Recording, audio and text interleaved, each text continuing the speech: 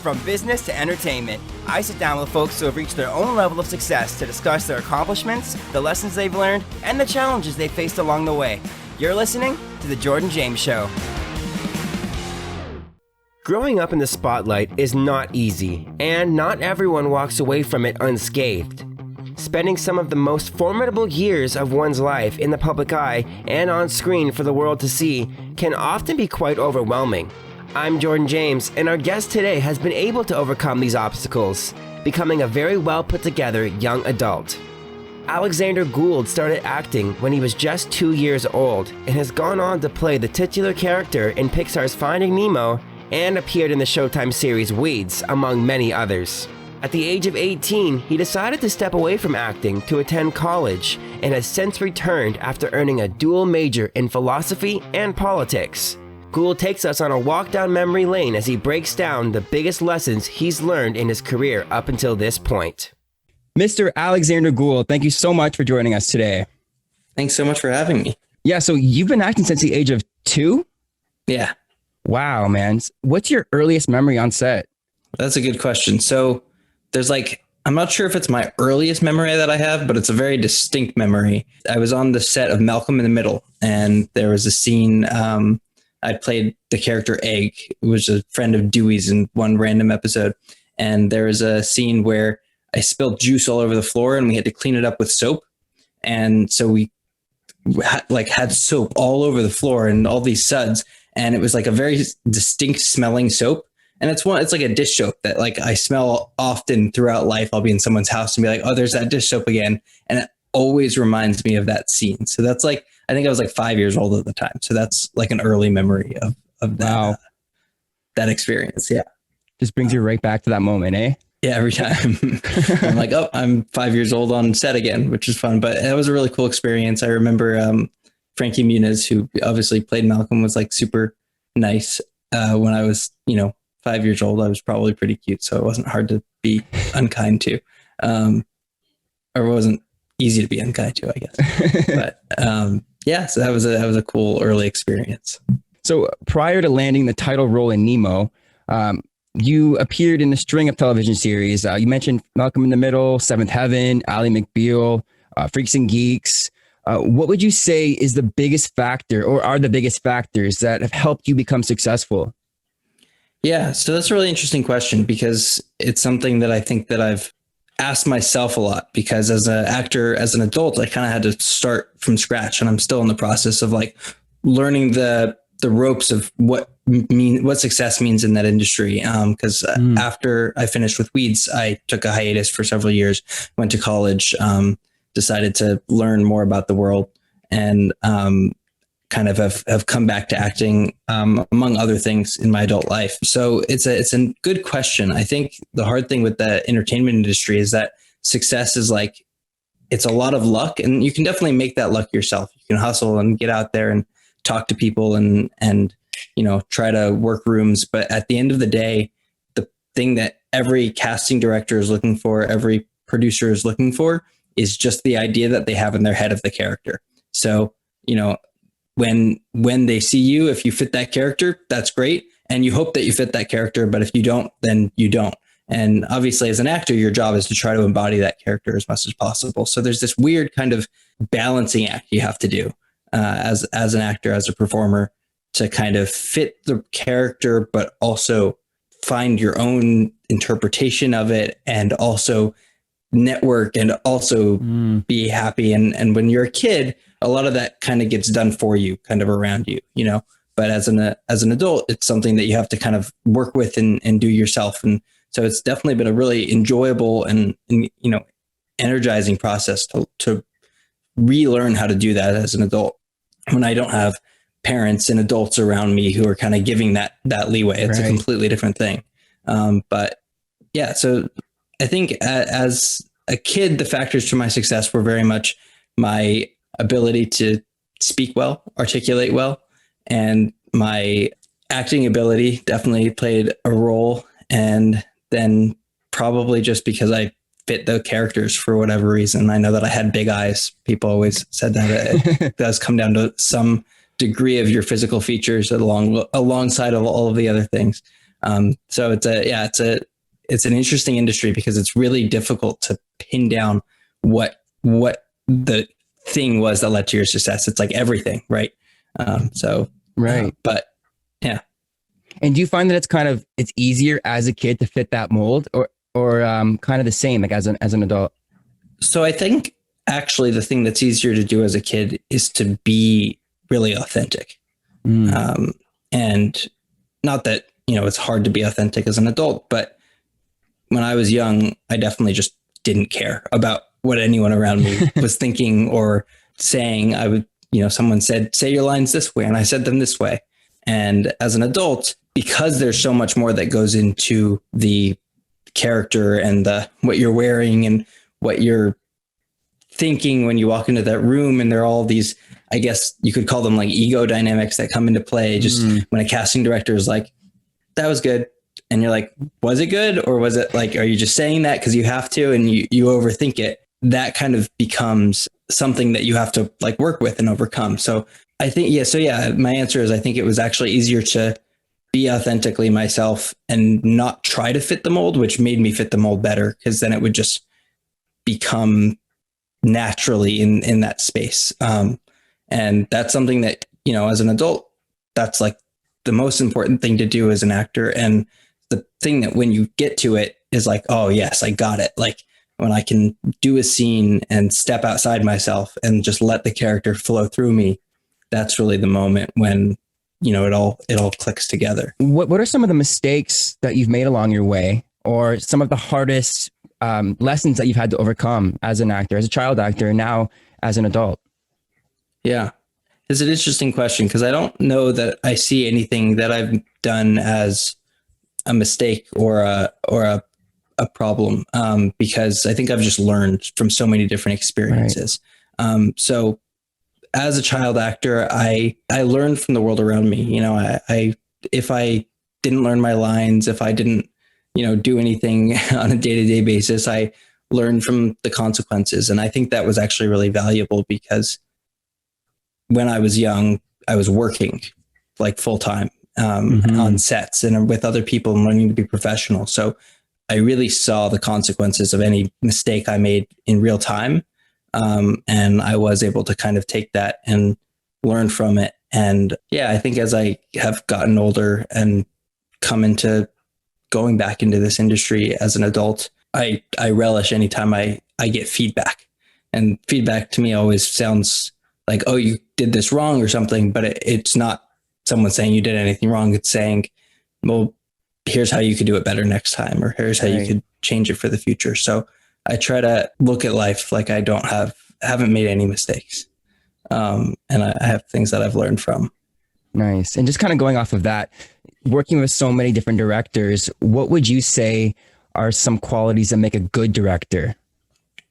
Yeah, same qualities that make a good leader, right? So if you're listening and wanting to work with the actor that you're working with, and I even noticed this, in audition rooms, and I've had it on sets where, if a director is not really fully present with you there, it just changes the dynamic. It doesn't allow you to kind of let go and go into that space of being an artist that is so fun when you get to. So listening, owning the project, being, on top of every aspect of the project that you're working on, and just kindness, gratitude for the people who are around you. I think definitely are the things that make a set awesome, fun to work on. Right. So going back to Finding Nemo a little bit, how did you get cast in that role, and what was that whole experience like for you? That was a cool experience. I started when I was 6 years old. I was auditioning around, and I auditioned for the role of Nemo.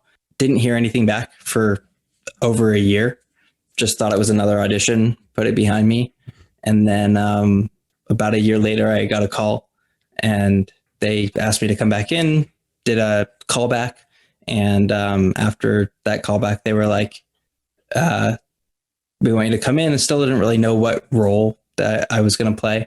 But I went into the audition, or to the recording studio, and they said that I was going to be recording for Nemo and the title role. And I did that several times over the next few years. And it was really cool. Got to spend time at Pixar, which was a cool place. And yeah, it's so long ago that I'm 26 now. That was when I was 6 years old. So wow, it's like 20 years ago. So it's so far back in my memory. It's definitely an interesting trip to have had success at that age and then kind of grow up out of it and have to rediscover like, oh, what did that mean? What was that kind of whole experience? And there's some interesting, I don't know, we can get into a conversation around what fame means and what that kind of looks like in terms of young people. And I think that it definitely is an interesting experience, and it's an interesting facet of our culture that we kind of idolize kids in that way. And I'm super, super grateful for everything that happened to me in my life, but it's definitely led me to a lot of deep thinking around what it all means, which is really interesting. Yeah. And at that age, did you fully comprehend the level of success that you had reached at that point, being in a Pixar movie? No, not at all. Yeah, it's interesting because I think we talk a lot in our culture about success and we don't really ever define it. Because for me at that time, I was really happy. I was enjoying what I was doing. I was getting to have all of these cool experiences, and I didn't even have, because I was a kid, and on top of being a kid, I was homeschooled growing up. So I wasn't even in school or in like a classic situation. Right. So I didn't have like a good reference for what success was. I like maybe had some vague idea that I was going to work in a profession one day, but I don't think it was until I was, maybe in college, maybe when I was like 20, 21, when I really started looking at the world and being like, oh, there's like this thing people call success and they're reaching towards it. And they're trying to get it. And I think as a child, like I said, I was just kind of going through the motions of whatever I was doing and didn't have a chance to really look around me and go, oh, I've made it somewhere. Because when you're 6 years old, you don't really think of making it. Like making what? Like, am I going to, get an A on my math test where I'm learning addition? Am I going to build a castle in the sand? Like, those are the things that you think of making. So it's definitely an interesting thing. And then now as an adult to look back and be like, oh, wow, I was successful. And to have the results of that still present in my life, the monetary gain and the things that come with being a successful actor, business person.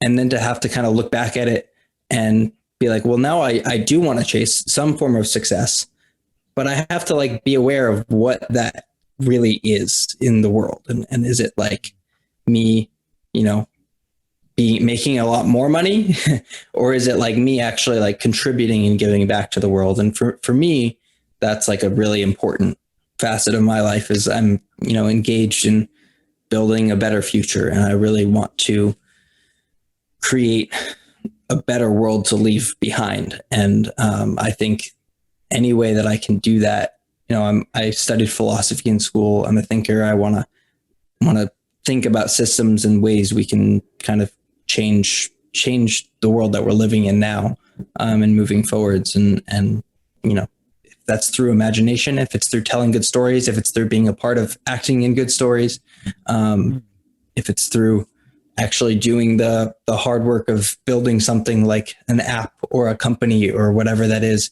Those are all things I'm kind of interested in, but right. I think I have a different view on what success is because of my early success. And I definitely don't think I had a view on what it was at all at that age. Right. So what does success mean to you now as a grown-up? Yeah.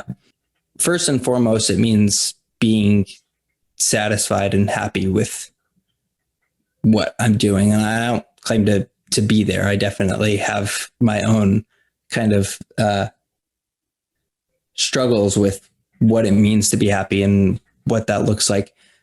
But I think that if I were to define success for myself, it would be setting an ideal version of who I'm going to be in my future. Again, I'm only 26. I have a lot of life ahead of me, and kind of always working towards that ideal.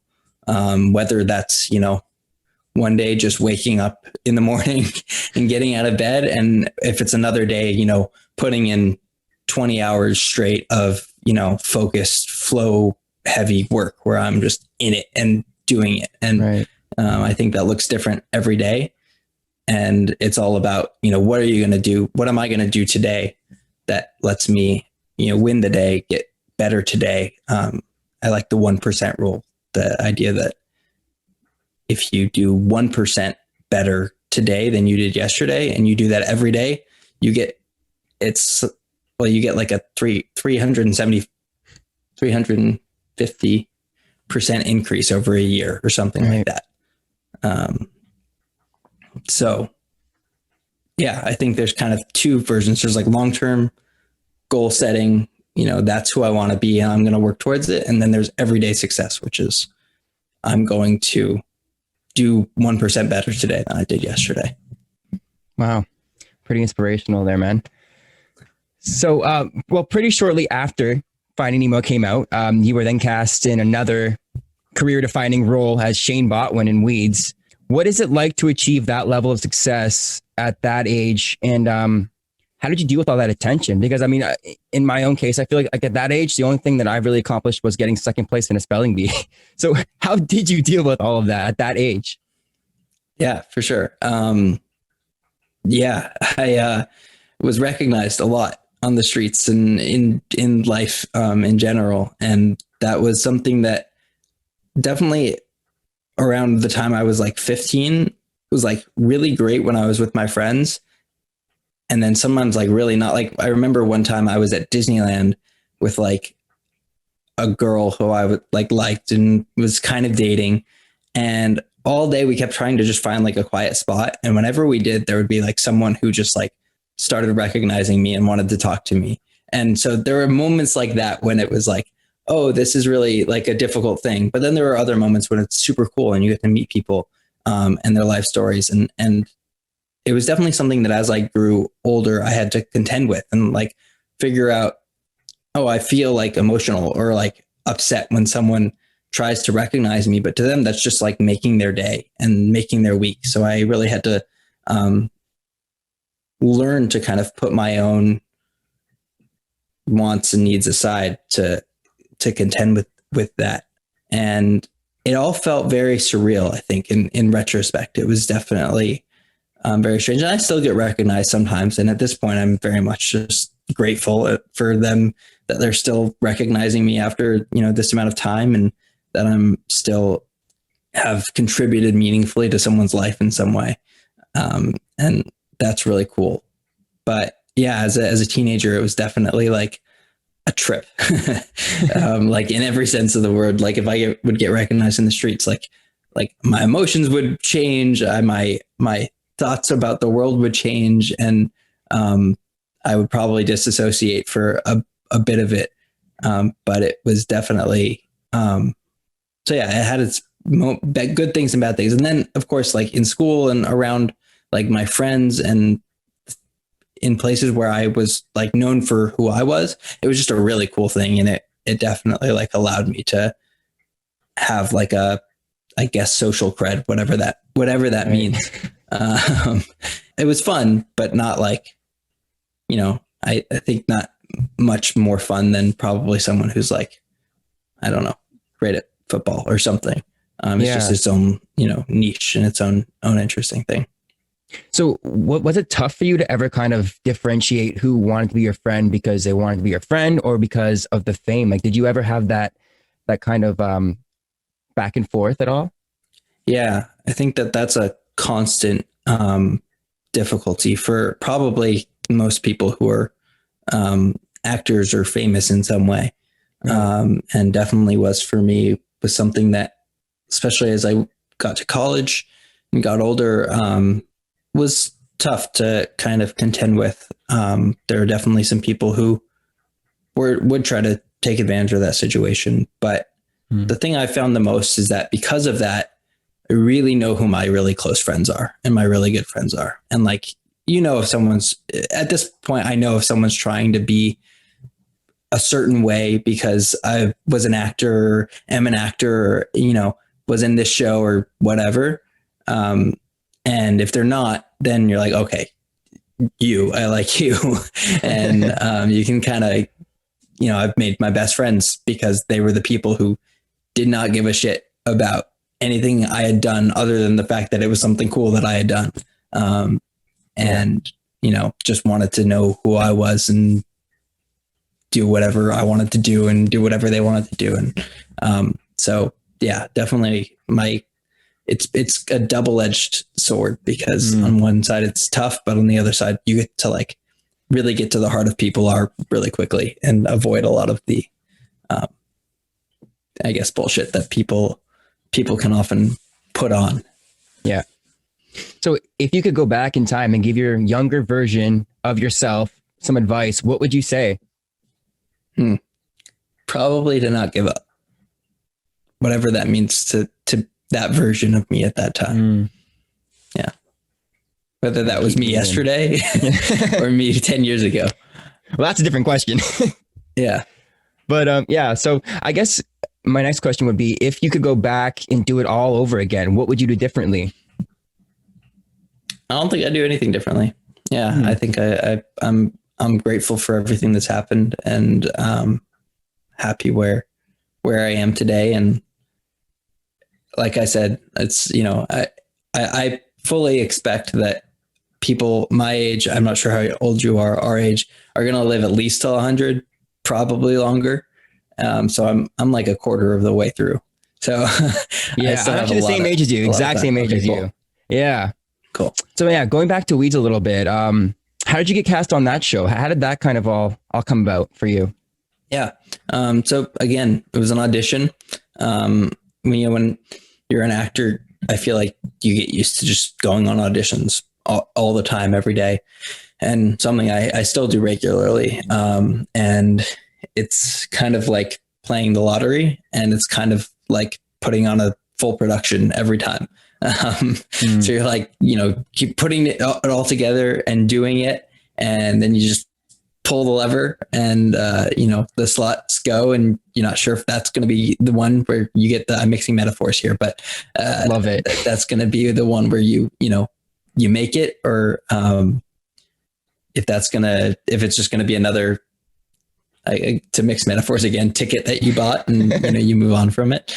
And, so yeah, it was just another audition, and I remember liking the character. I remember feeling like, oh yeah, I really resonate with this character. I was 10 years old at the time. It all kind of just fell together, and that was the right one at the right time. I think I auditioned, and like they called me back 2 weeks later, and I booked the role 2 weeks later. Wow. And then again, when you're, acting, you do what's called a pilot, which is the first, episode. And that's to kind of test if the show is going to become a show. And I had done at that point, I think, a couple of pilots for a couple of other shows that didn't get picked up, didn't end up becoming a show. And so it was just like another pilot. It was like, okay, I'm going to go and film the episode. And then you kind of wait. I think with Weeds, it was for like probably 6 months. And then they decided they were going to pick up the show, and then it went, and we ended up doing 8 seasons. But you kind of never know. You never know with that industry if it's going to be, am I going to get the audition? Then is the show I'm on going to get made into a show? Then is it going to get canceled after 1 season, after 2 seasons? And then usually by like 3 seasons, you're like, okay, even if it gets canceled, it was a good run. Just a massive emotional roller coaster, eh? Yeah, it really is. So you were on that show, like you mentioned, for 8 years, and some of the most formative years of your life too. It seems like you kind of shared those experiences with Shane as well, and the rest of the cast and crew. What was that atmosphere like for you? And what are some of the most memorable memories for you on set? Okay, so there's one thing that's just memorable because it was cool.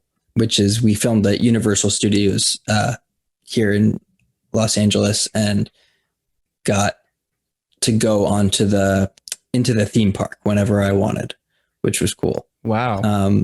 There are some memories that are formative because they were like around something very, very particular. There was the scene where there was a whole talk about what masturbation is. And my uncle was explaining that to me. And at that time, I think I was 12 and I had no idea what it was. So I had to have my parents like sit down and talk with me about that, which was, very uncomfortable and awkward as a 12-year-old. And that like sticks out in my mind.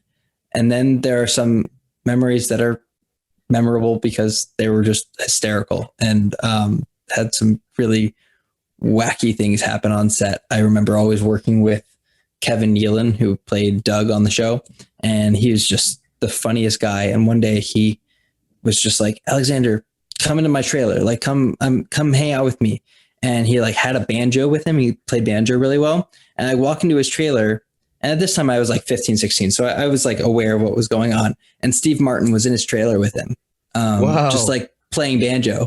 And they were just like jamming on banjo. And I just sat in there for probably like an hour just listening to them play banjo, which was really, really cool. And then there's one last memory I'll share because it's just like probably one of the coolest people I've met, which was really neat. Was way back when I did Nemo. I was at a event. I don't even know what it was, but we were at the event and Steve Jobs at the time was very involved with Pixar. And so Steve Jobs came up and like shook my hand. I was with my parents and I remember my dad was like, oh my God, like I'm meeting Steve Jobs. And this was already after at least the iPhone, at least the computers were, really huge. Yeah. But it was just cool because he's not around anymore. So to just have been able to met someone who's an icon and definitely like a personal inspiration. Was really, really cool. And you dressed up as Steve Jobs for Halloween, right? I think I saw on your Instagram. I did dress up as Steve Jobs for Halloween this last year. Yeah, that's So true. it has an extra special meaning too for you. That's cool. Yeah. So during the 8-year run, there was some pretty insane guest stars on Weeds. I'm talking Carrie Fisher, Snoop Dogg, Bob Odenkirk, Martin Short, Julie Bowen. It goes on, and you got to work with some pretty cool guest stars really closely as well. Zoe Deschanel, Chad Lindbergh, Paul Tompkins, Natasha Lyonne. What was that experience like for you? Like, were you ever starstruck? And what was your favorite scene to film with one of them? Yeah. So the interesting thing is, there was like Snoop Dogg and a few, big names.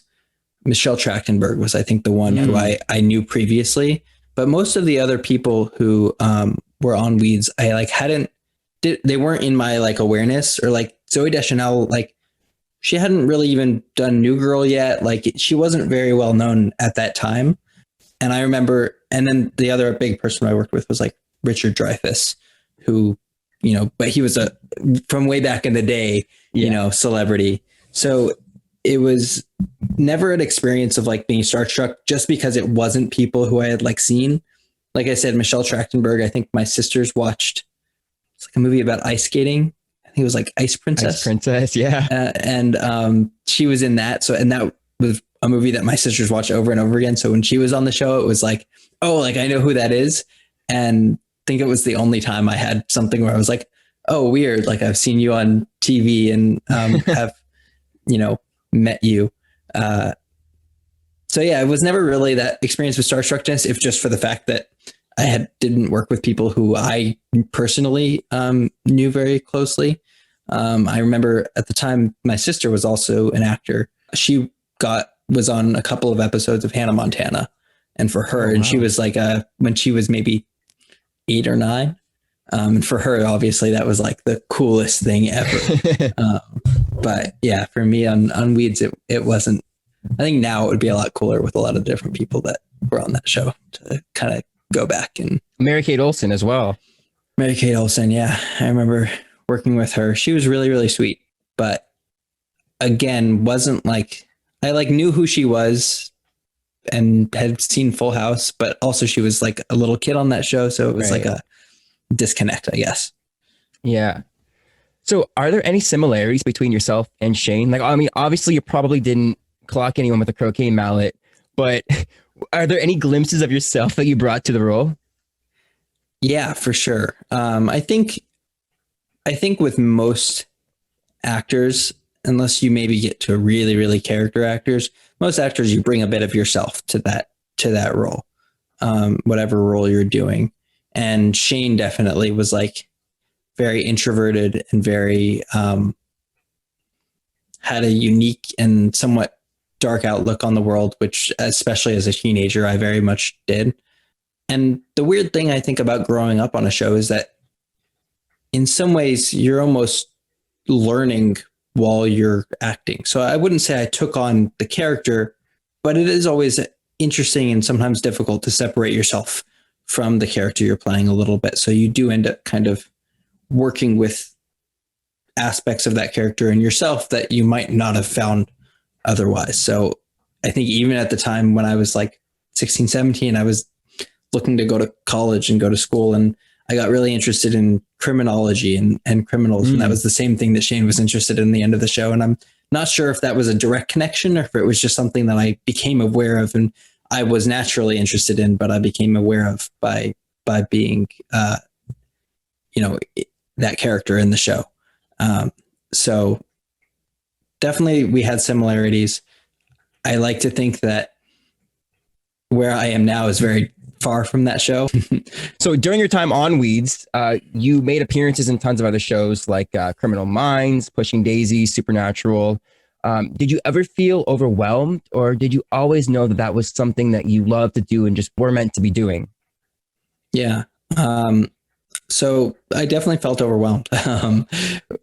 There was a minute, and it was largely the reason that I took a pause and decided to go to college. There was a time when I was in my teens that I decided that I was too overwhelmed with the industry, and I'd been doing it since I was 2 years old, and I needed to take a step back. And actually, it was soon after I did the Pushing Daisies where I said, I'm only going to do Weeds, and I'm going to kind of live my life otherwise. And when that's over, I'm going to go to college, and that's what I did. And it definitely had its positives and minuses. I got to go to college and live, I guess, semi-regular life for whatever that's worth. And then I also had to take a break from the art and doing what I loved. And that was great at the time. It's been difficult to kind of transition out of that as an adult, but it's going well now. And obviously COVID kind of threw a wrench in all of it, which is a bummer for everybody. Right. So yeah, there definitely were times when I was overwhelmed, and as a young person, I'm just very, very grateful for my family and for my kind of the people who I had around me who kept me grounded, because I understand why a lot of young people who are actors and in that industry end up getting into drugs and, going into kind of dark places. And I'm grateful for myself that I was able to and wanting to avoid that. Right. And you kind of see that a lot with child actors, where they'll just step out of the limelight and then kind of come back as an adult and a whole new fresh person, right? Like I think Cole Sprouse did that as well. And you kind of don't even really associate him with his childhood roles anymore. Yeah, for sure. So I guess that kind of leads into my next question as well. Following the filming of the final season of Weeds, you moved to Israel for nearly a year, and then went to school in Massachusetts and completed a dual major in philosophy and politics. So what exactly was it that led you to stepping out of the spotlight at that point? Was it just the whole feeling of being overwhelmed, or were there more to it? I think more than the feeling of being overwhelmed, it was just a wanting to know what else was out there. I think it's kind of weird, you think of someone who lives in like a small town, who just wants to go to college somewhere in the big city to see life and get out. And they always say Hollywood's a small town. You actually don't really get outside of that bubble very easily or very often. And me, I had grown up, besides just being on sets, I had been homeschooled, and I lived on a ranch out in the desert outside of California. Wow. So I didn't have like a traditional like school upbringing, city life, anything like that. So I just wanted to go and see the world and see what else was out there, both physically and like intellectually. And I've always been, a deep thinker and interested in ideas. And that really led me to want to study philosophy, study anything I can get my head around, to understand kind of this crazy world we're living in and how to navigate it properly. And I don't think I have the answers. Probably have more questions now than I did when I started that journey. But I also have a deeper understanding of, what those questions are and how to ask them. And so I'm grateful that I did that. I'm glad I went and I took the time to step out of that light and success, whatever that means, to kind of reevaluate not only my own life, but the world. And hopefully I'll be able to, use that understanding to contribute in a meaningful way moving forwards.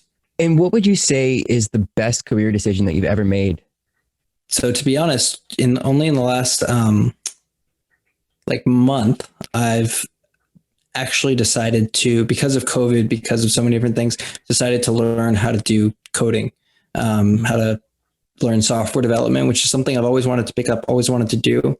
And right now it's actually been a really beneficial thing, because it's just given me like a goal to aim at and like a structure around my life. And it's actually enlivened and enriched like a lot of the other projects that I'm working on. So I've been, having more conversations, reaching out to more people, trying to build better connections and a better network in whatever way I can. And it's not directly related to the learning how to code, but I think having something to kind of work towards, and it's like what I was saying earlier, like aiming at that ideal, at that thing that I want to see myself doing in the future, gives me more to work on in the present. Right. And kind of going in the reverse, what would you say is the worst career decision that you've ever made, if anything? Yeah. I mean, if you look at it from one perspective, it was taking that time off and going to college. That definitely led to it being more difficult to get back into acting. I don't know if I would say that my career is only, as an actor. That's yet to be seen. And definitely for my life, not necessarily my career, but for my life, that was the best decision I could have possibly made. So it remains to be seen if that will affect my career long term. But it definitely has had a net positive effect. So that's a good thing. And if you could give some advice to aspiring child actors, even parents of aspiring child actors, what would you give them? Yeah. As a child actor, I would give to the kid the advice to do what they love and keep their options open, because the world's a big place and there's a lot to do in it. And if acting is what you love, then 100% go for it all the way. But if at any point you question that, at least look around and see what else is out there for yourself. And for parents is give the freedom to allow your kids to look around and see what else is out there. Because definitely there are some child actors who it is 100% their volition and what they want to do in life. And that is beautiful and amazing. And there are other child actors whose parents want that for them and need to be, those kids probably need to hear that there is an ability and availability to do other things in their life if that's what they choose. My mom was an actor when she was young, and was, theater major, was a writer in different ways. I wasn't so much a writer. So yeah. What was that level of support like for you? Because obviously your mom would have understood what the industry was like and probably was able to look out for you in that regard, right? Yeah. I think the biggest takeaway from my parents was that they got swept into my success in the same way that I did. But my mom, was an aspiring actor at one point in her life. She was working as a choreographer on different theater productions. She knew the art side of the work really well, and not so much the business side. And so because of that, okay. I think they got swept into a lot of decisions, swept into a lot of things because it's what other people told them was the right thing for me. And looking back, at the end of the day, it's a business, and business wants what's best for it, not what's best for the people who are working for it. Not always. And especially when working with kids, there's a lot of protections in place to keep them secure and insulated from the worst aspects of that business. But there are still some things that probably need to be checked out and looked into. And, signing a contract for a 10-year-old is, it has a term on it, and that 10-year-old might be different when they're 15. And that was something that occurred in my life, and it was good. It was great. I learned from it, and it was a net positive experience, but definitely, as a child actor is something just to look out for and pay attention to. And I don't think my parents necessarily had the skill set to be able to do that, although they absolutely did the best that they could. And I don't fault them for that at all. Was there ever a moment when you just thought, wow, like I can't believe this is what my life is? Maybe when you were nominated for a Screen Actors Guild Award or walking the red carpet at the Emmys. What were those moments like for you? Those were super surreal.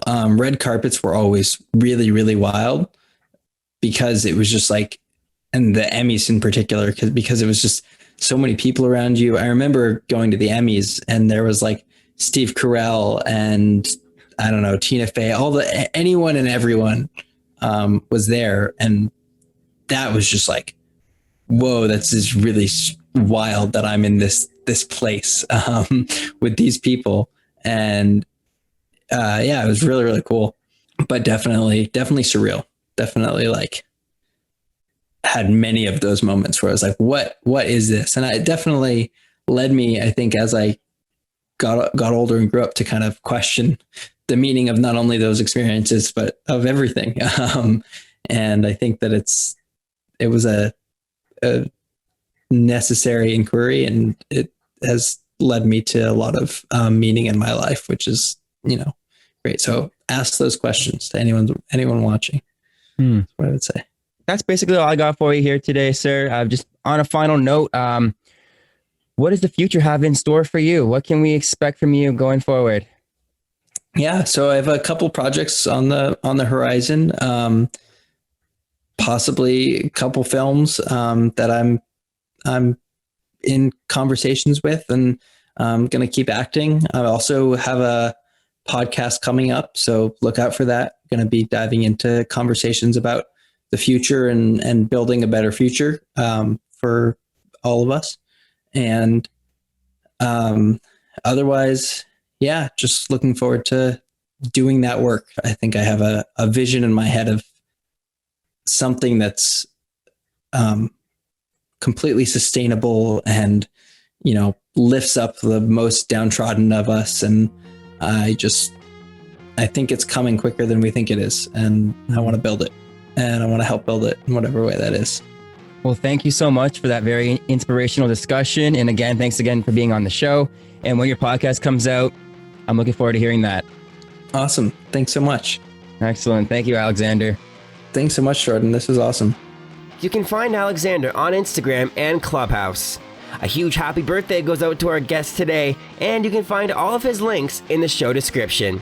If you haven't already, make sure to subscribe to The Jordan James Show, and while you're there, please give us a nice rating and review. We're available for free on Spotify, Apple Podcasts, and wherever you find your favorite podcasts. You can also find us on YouTube, Facebook, Instagram, and at thejordanjamesshow.com for more exclusive content. I'm your host, Jordan James, and we'll see you next time as we continue to discover the path to success on The Jordan James Show. During COVID-19, during the pandemic, there was a lot of chaos going on, and we thought, what could we do throughout this period of time where instead of focusing on these problems, we could think of an opportunity.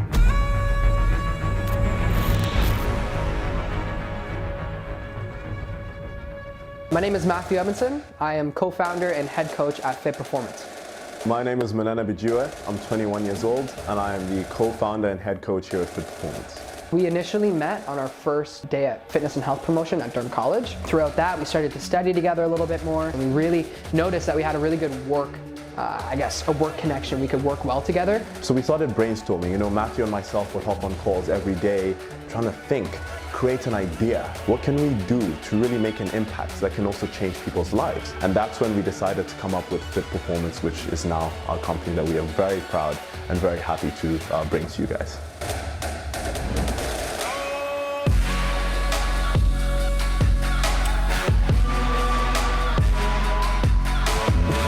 Our company offers personalized, tailored workout programs specific to your body that are safe, efficient, effective, and enjoyable.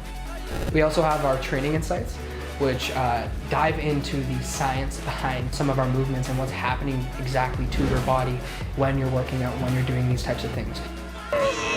There you go, come on! Squeeze that back, come on. Come on, Matthew. What sets us apart is our focus on lifestyle and mindset and training insights.